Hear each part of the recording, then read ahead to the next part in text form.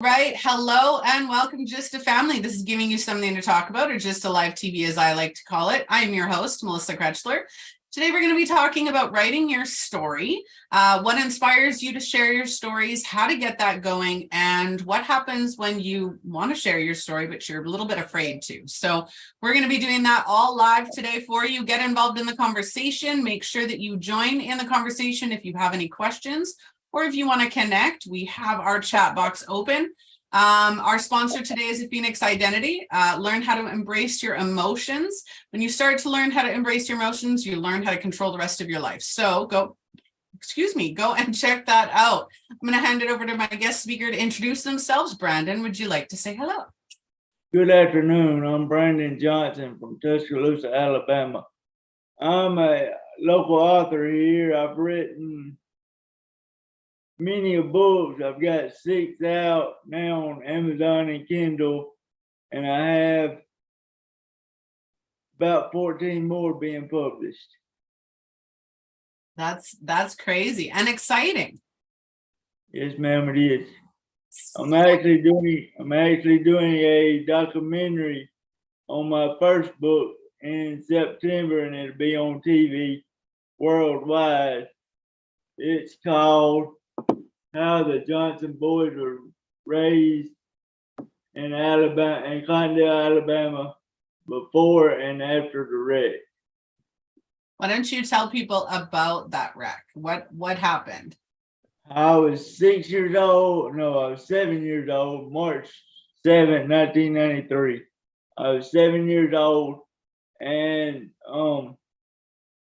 was at home with my 2 brothers and my babysitter. She was watching us, and I had to go to school the next day. I had to go to my granny's to catch the school bus and to get my shoes that I left up there. And on the way to school, it was me and my middle brother. He was 5 at the time, and on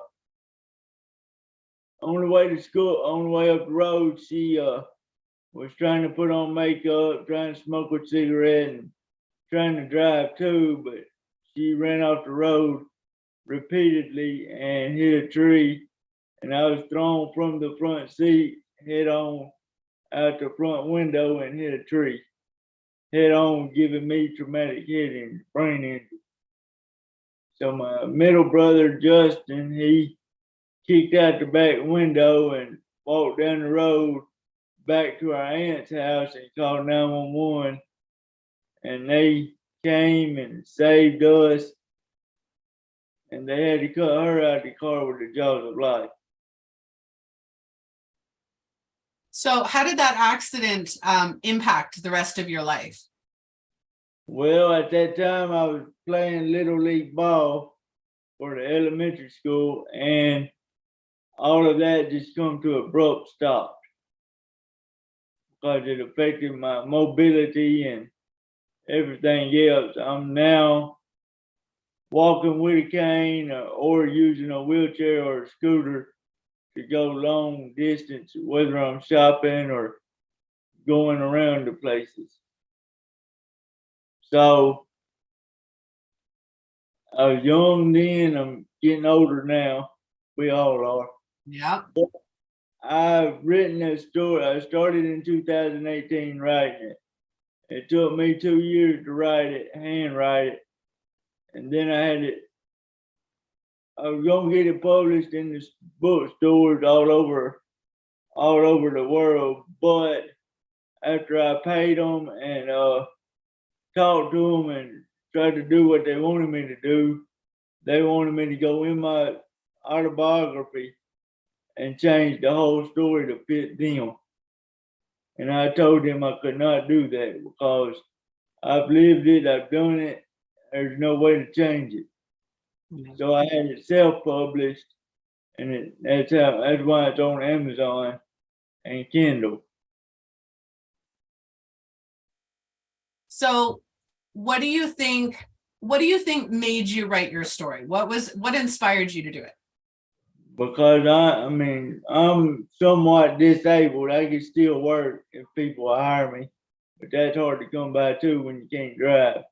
So I wrote the books instead to touch other people with disability, to give them hope and faith that, hey, he can overcome it.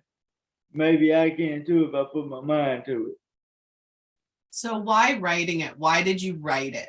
Instead of talking about it or, doing podcasts about it or, video, why'd you write it in a book? Well, at the time, that was the only thing I knew was to write the book and try to get it out to the world. But now I'm doing a documentary on it, and I have a organization coming from Texas in September to do it. So that way it could be visualized too. Yeah. So did you always want to write, or were you an author at heart? No, I mean, I wrote more now in writing books than I did when I was in school. Yeah, I believe it. So you Uh, said you've written 6 books. I've written 20 actually, Wow. but the rest of them are being published. Yeah. So you Only have a few smaller books that you wrote for your daughter, right? Yes, this is the second book I wrote. When she was 3 years old at the time, and she come to me and looked up at me and said, "Daddy, I want to write a book like you and have it published just like yours." Mm-hmm. I was done with mine, so I said, "Baby, I'll sit down and I'll write it for you and help you out." And it's called Piper Johnson's 4-year-old autobiography. I love it. And you're planning on doing another one for her when she gets older, right? No, I've already did it. Oh, you already did it. Yes. Sorry. So many interviews. I can't remember all the details, but I do remember you saying that. He come to me at 6 years old, 2 years after that one, and said, "Daddy, I want to write a book about my pets and have it published too." I said, "Okay, come up with a name to put on your book title to have so you have a name for it, and I'll write it too." So she changed her name to Bella Kate and Her Pet's Adventures. I love it. I used her pet's names, but I made the rest of the story up. Yeah. And this book is actually selling almost as good as our first two. Yeah. And then I wanted to write a novel for the preteens to adults. So I wrote How Johnny Made His Life. Mm-hmm. And I made it up, but it could be a true story if you really get into it. Because if you put your mind to it, you could do it. Yeah. And that's what we're talking about today, is the inspiration to write your story. Right. Some people think that they might not be good enough to write a story, or they don't know how to write a story, or that they're, with their disability, that they can't write a story. And you're proof that's not true. I'm coming from the same place you just come from. I didn't think my story would be good enough to touch others or anybody I want to buy them. But in February of this year, I sold 28 copies of all the books together, and I've made $170 just off of my 6 books. It's not much, but you think about it, it feels like $1 million just knowing that many people bought your books to read. Yeah. Or to look at, because they got pictures in them too. Yep. Somebody wanted to hear your story. And I think that's such an important thing, is to have everybody watching or catching the replay know that Right. you have a story that you are inspired to share, because it's going to help somebody else, or it's going to help yourself, right? It's therapeutic. Right.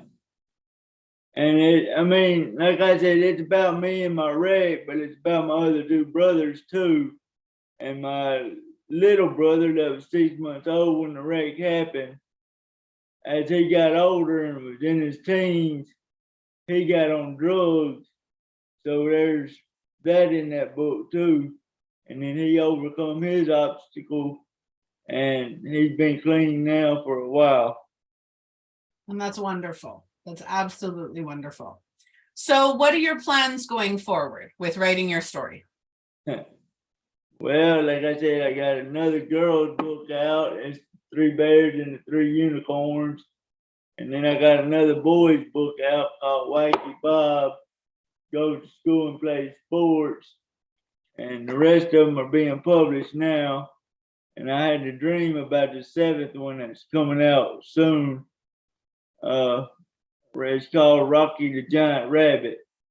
I had a dream about the rabbit in somebody's garden, and then the family next or that owned the garden had little children, and they went outside to play, and they met the rabbit and found his house, and went in there to talk to him and play with him, and he started cooking dinner for Oh, that sounds like it'll be a really good one. them. So I'm trying to touch all age groups with the books and the stuff. But I got a new publisher. He's a self-publisher. He actually hired me on to be his CEO. So we are publishing books and fixing them for other people. And I had an interview in New Jersey, or a podcast interview. And I was telling her about it, and she's going to send me her 16 books to publish for her. And then I've done another meeting with a guy in Maryland, and he wants me to publish his book. And then he had a friend in Anchorage, Alaska. She wants me to publish her book too. I love that. I love that. So many wonderful things have happened since you decided to take that step and write your book. Yes, ma'am. And my 20th book, which is the first one I've actually done with somebody, because it's me and my boss man, we're doing the book together. So it's 2 of us doing one book, but we're gonna make a killer series out of it, and it's gonna be 3 books. And I'm looking for a movie producer now to talk to see about or what all we gotta do to make a movie for it. Yeah. I saw on Facebook you were posting about your documentary and looking for movies. That's amazing. Right. I'm just taking one step at a time and doing what I can. This is new, all new to me, except for writing a book. Yeah. Well, I have to say I'm so proud because the amount that you've overcome in your lifetime, right? We may be getting older, but you were really young when you went through some traumatic events. Right. And I'm trying to touch others. Yeah. And that's, I think if everybody could learn that, you know, your story inspires other people, it would make such a huge difference. Yes, ma'am, it would. So an interesting idea for a collaboration book is maybe telling other people or publishing other people's stories in one. Like I said, I'm the CEO of the publishing company, so I'm going over other people's books and fixing them and publishing them for them too. I'm actually doing a preacher man book now. Yeah. So I'm doing all types of different books. Yeah. So what would you say to anybody who has a story to share? What would your message to be to them? If you got a story to tell and you really want to tell it, you can either sit down and start writing it, handwriting it, or be easier just to type it up on the computer, because they're gonna have to type it up anyway to fix it and correct it and everything. Or join podcast groups and do interviews like I'm doing now and talking live to people. Yeah, absolutely. Well, is there anything else you'd like to share about your story? I mean, if I can overcome something that dramatic, at a young age, and anybody else can too if they set their heart and mind to it. Yeah. I want to tell everybody it's never too late and it's never too early to tell your story. There are different ways that you can tell it. Like Brandon was saying, you can handwrite it down. You can tell somebody else your story through a show like this. You can, type it up. You can make a movie out of it. There's so many ways you can tell your story. And if you think that you're limited on the ways that you can do that and the people that you can do that with, you're not. No, ma'am, you're not. But like I said, I just started with the book, and now I'm doing documentaries and movies and interviews all over the world. Yeah. Well, we're here in Canada, from Alabama to Canada. I did one in Las Vegas yesterday. Ooh, very nice. Yeah. Very nice. My hockey team is playing Las Vegas right now. You're in the playoffs against each other. It's great. All right. Well, I don't really have any more questions for you. But I do want to say to anybody watching, go and check out Brandon's books. Go check out his publishing company that he's the CEO of. If you want your books published, if you want to, learn how to write your own stories, go and follow Brandon. His links are in the description. You can email him. Yeah. Again, is there anything else you'd like to say? No, ma'am. I mean, if you got, like I said, if you got a story to tell, whether you think it touch anybody or not, sit down and write it and see how far you can go with it. And if it gets out there, you'll see how much it touches people. Yeah. One of the things that I have on my emails is imagine changing the world one story at a time. Right. That's what we do here on this show. So everybody watching or catching the replay, again, please go and follow Brandon. Make sure that you connect with him if you want to write your own story. Brandon, thank you for your time today. Like I said, I've started with the first book. Now I've got 20 books. And with the 6 that are out now, I have sold at least 362 books altogether. I absolutely love it. Are you proud of yourself? Yes, ma'am, I am. I'm glad to hear that. I hope to see the sales go up. Yes, that would be nice. Always. It's always nice when people see the value of your book and buy it. So go and check those links out. Again, Brandon, thank you so much for your time today. And to everybody else, I'll talk to you all soon. All righty. Thank you for having me.